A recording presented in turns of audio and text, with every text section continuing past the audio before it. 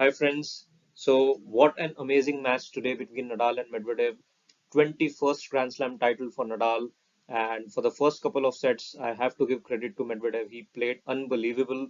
I don't think Rafa had any solution to how to counter Medvedev's game. But then after third set, once Nadal got the break, the crucial break, and then he went on to win the match. Medvedev was also fatigued after the third set, but that happens with Nadal. He pushes you to the limit.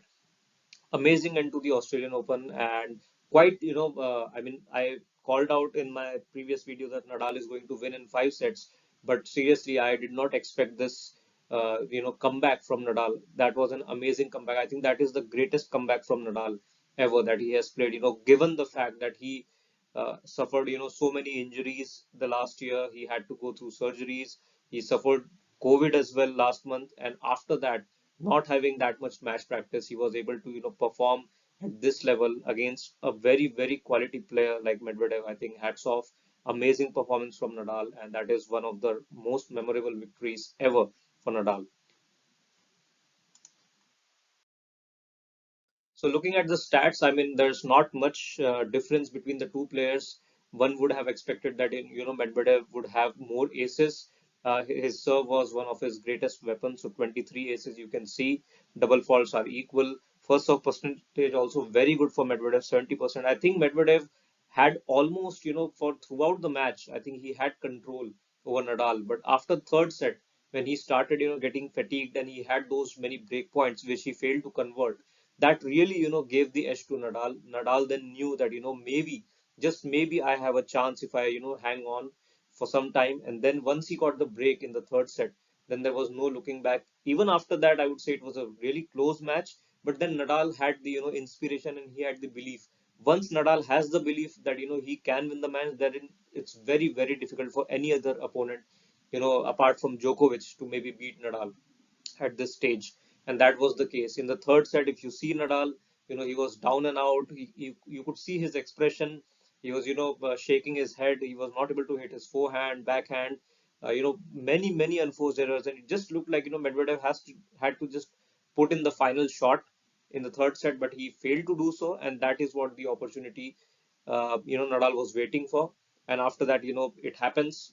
3 hours had already passed, so Medvedev started feeling fatigued, and he could not run as much as he was able to do in the first couple of sets, and Nadal capitalized on that. So if you see the receiving points won, it's more for Medvedev. If you see the total points won, that is also more for Medvedev. So it was really a close match, and I thought that Medvedev should have closed out his match. In the third set, he had love 43 break points straight away, and I really doubt his shot selection during those moments. I don't know why he went for the drop shot, maybe because he was fatigued, but still, I think that was not the correct shot to use against Nadal, because we all know how good Nadal moves, and Nadal, predicted that shot, because if you make it once in a few games, then it's fine. But if you keep making it after 2 or 3 points, every 2 or 3 points, then it becomes predictable. And Nadal knew that Medvedev is going to use the drop shot, and it was not of that high quality. The court surface doesn't allow drop shot to be that effective, because the ball bounces high, and Nadal always had time to move in front. And even after you move, you hit a drop shot, you have to move to the net to cover, even if the opponent gets to the drop shot, like Nadal did on most occasions. As an opponent, you have to be at the net, but Medvedev was not at the net. He was just behind the service line, and he was just hoping that Nadal would just slice the ball. But it doesn't matter if Nadal is able to reach the drop shot. He can just flick it either cross court or down the line. And if you're not at the net, you cannot cover any particular side. So unless Nadal hits the ball in the middle after the drop shot, after getting to the drop shot, you know otherwise, no chance for Medvedev to win the point, because even if Nadal goes cross court or down the line, it's very hard for Medvedev to cover that shot, because he's in the middle of the court. He's neither inside the service line nor he's on the baseline. He's in the middle of the court, so he's in no man's land basically. So that was a turning point. Both the players converted very few break points. That just goes to show that both the players had such a great ability to bounce back when they were down in the game. And Medvedev's serve really helped him. I thought maybe in the fifth set, he just dodged the bullet, and it was an unexpected return from Medvedev, really, after being 4-5 and 30 love 30 down on Nadal's serve, Nadal serving for the championship. It just looked like it's a formality now. But then the way Medvedev came back in that game was amazing. But then again, in the next game, he was not able to sustain his level, even though his serve was firing in the fifth set. I have to say that Medvedev's serve that had deserted him in the third and fourth set, it was firing again in the fifth set, and he was playing well.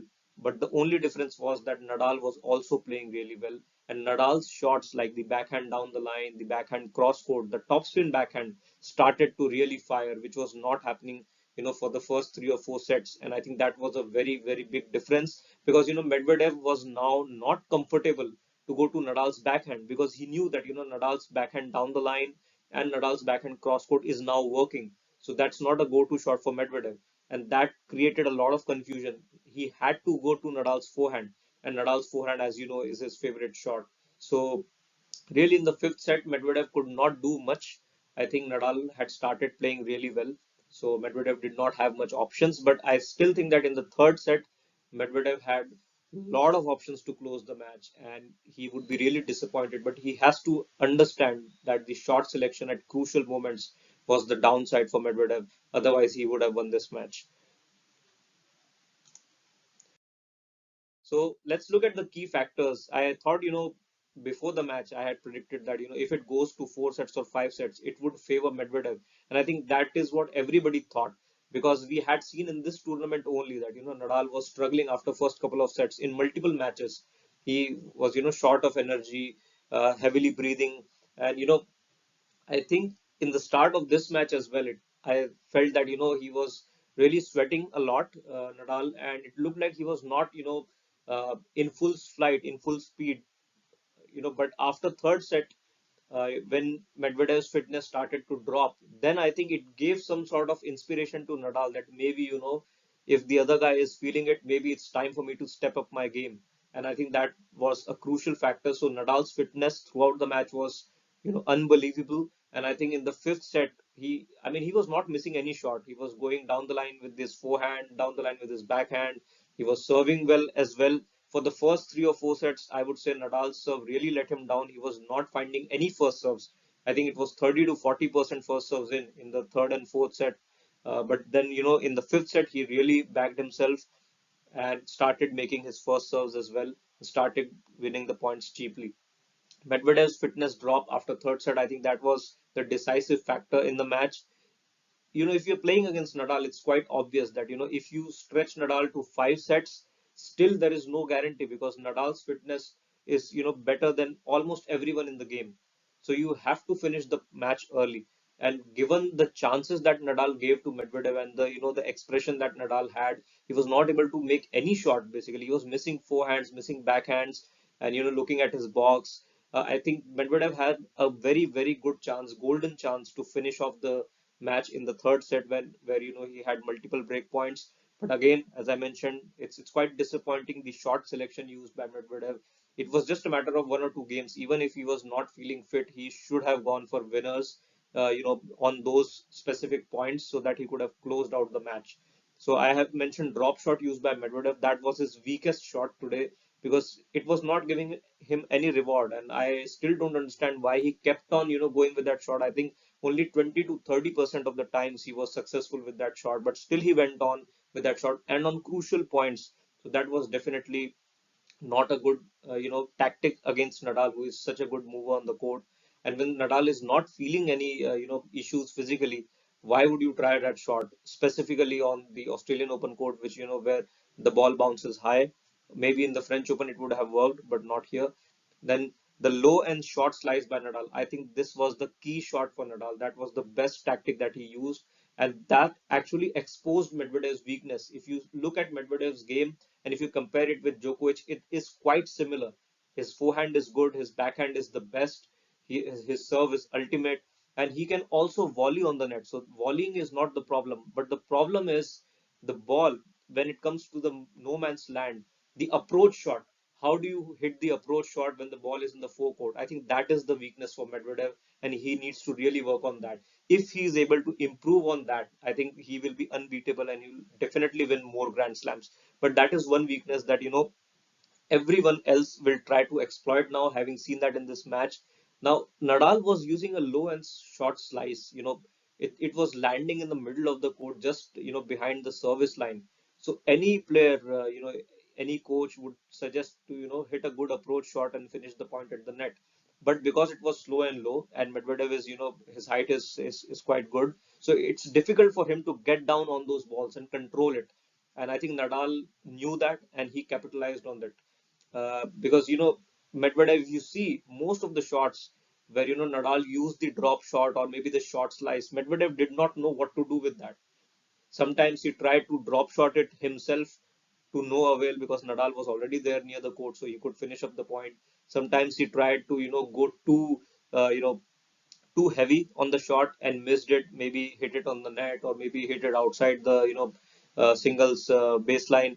So he was not sure what to do and how to finish that point from there, and that position was exploited by Nadal, and that was the turning point. I think the turning shot, I would say, in this match. So if you can see here, and the problem is that Medvedev tried these shots, tried these wrong shot selection on really crucial points. If he would have tried it on Nadal's serve when maybe Nadal was winning his game, or maybe on his own serve when he was winning comfortably, then maybe it would have worked. But on crucial points, you have to stick to the basics. And if you can see here clearly that it's, if you see the score line, it's the third set. Medvedev has a break point. You know the match can finish right there in the third set. Why does he have to try this shot? And if you see, Nadal is far behind the baseline, but he's in the middle of the court. He's not recovering. He's already recovered. So he can run down to the drop shot.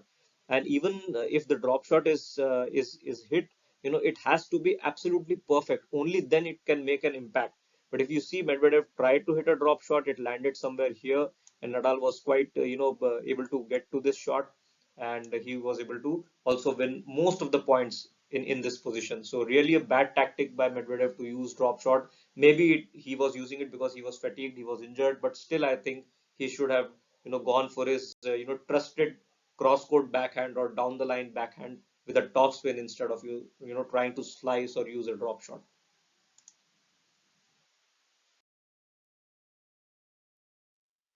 And if you see here, I mean, I think this is what I had explained in my previous video, that Nadal would try to use this pattern of play.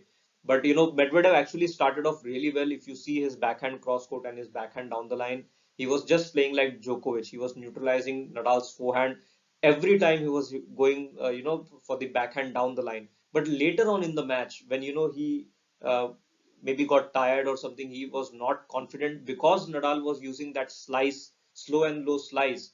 So even if, even though Medvedev was comfortable going down the line with his backhand, he was not comfortable to continue hitting that shot because he knew that Nadal's response would be a slow and low slice on the backhand, and Medvedev did not know what to do with that. That is why time and again he had to hit his cross court backhand to Nadal's forehand.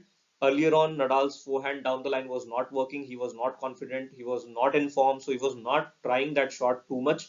But later on down the line, when he made a comeback, he started hitting that shot, and you can see towards the business end of the set, in set number 4 and also in set number 5, if you see, Nadal was hitting this shot really nicely, the forehand down the line, and even on break points, the crucial break points in the fifth set, Nadal was able to hit winner of that shot and convert on the break point, and that is how he was able to win the match.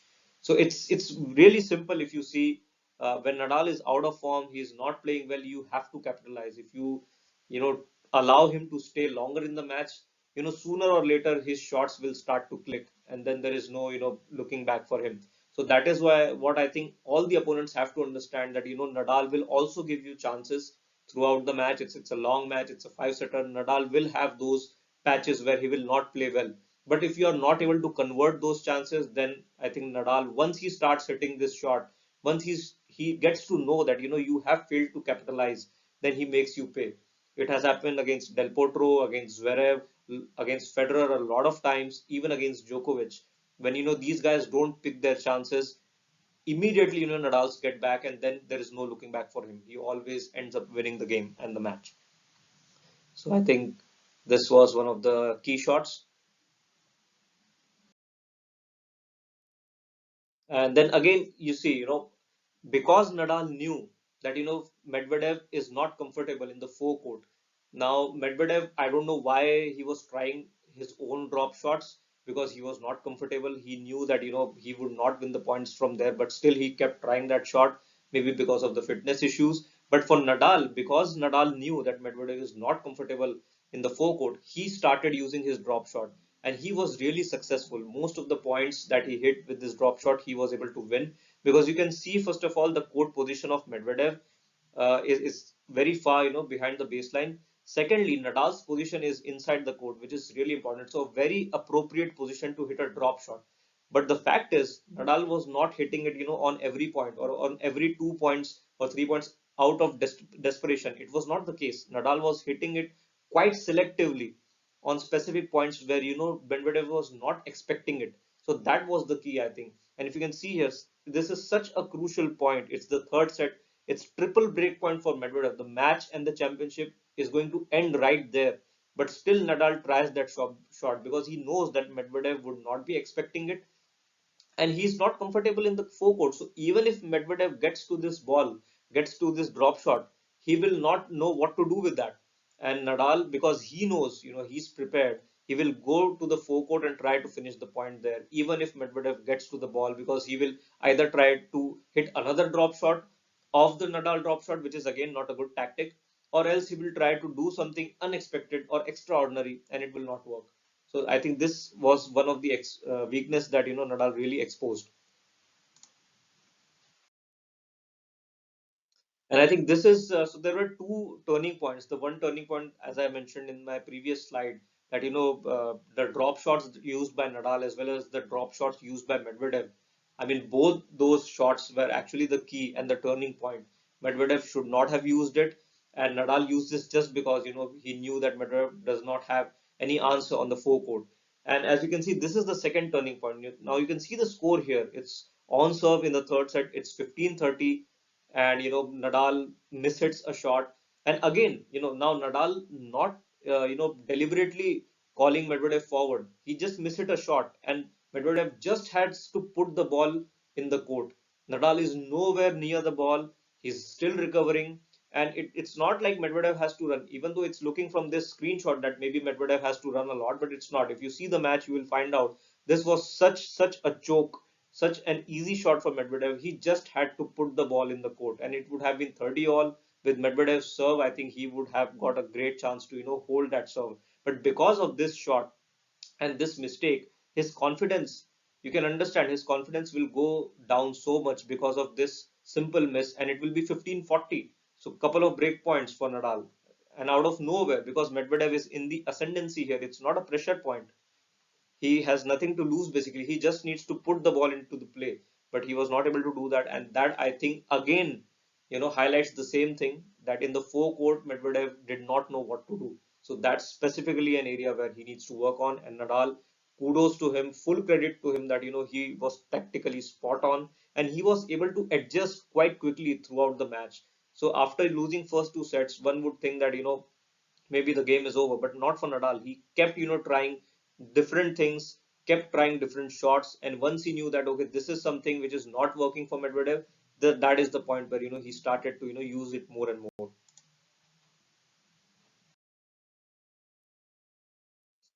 As you can see here, so this is the key shot for Nadal, as I've already mentioned, the slow and low slice, the short and low slice. Now you can see here, I mean, Medvedev is the middle of the court, and he has hit a good backhand down the line, which is what is expected from him, just as we expected from Djokovic to neutralize Nadal's forehand and put Nadal on the backhand position. But the only difference is that Djokovic knows what to do in the forecourt, but Medvedev was not sure.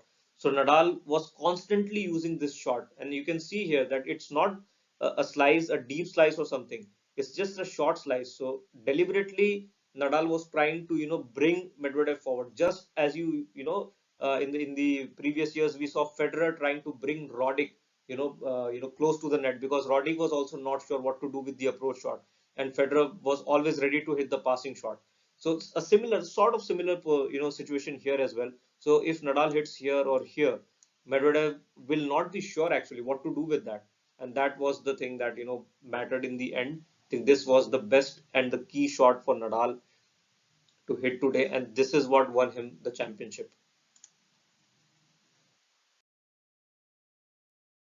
And of course, his fitness as well. Now, drop shot was self-destructive for Medvedev. I've already explained that. You can see the score line. It's 4-3. Again in the fourth set, Nadal has already a break, and then he's facing a break point. So a very very good shot for Medvedev to win the point. Now you can see, okay, it's fine that Nadal is recovering, but again, because Medvedev's this shot did not work, he should not have tried that shot. He could have gone, cross court, right here. He could have gone right here, or maybe just stroll to the net to finish off the volley. The problem with the drop shot is if Nadal gets to it, then Medvedev will be somewhere here, in the forecourt. He should either be here, standing here so that he can cover at least one side. If he is here, all Nadal has to do is either Nadal has to flick it here slowly or flick it here. So basically, he is standing in the no man's land, and it becomes easier for Nadal to control the point from there. So that was the situation.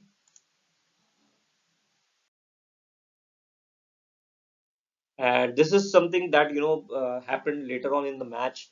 So once Nadal understood that maybe Medvedev's fitness is not there and maybe he has a chance to win, as you can see in the clock, 4 hours and 42 minutes have passed in the match.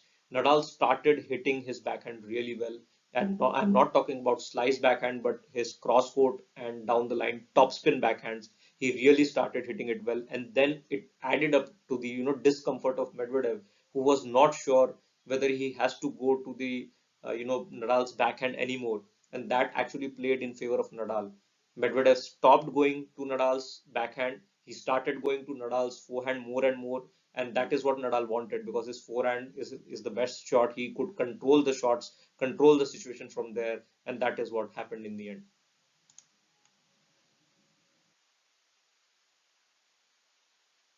So what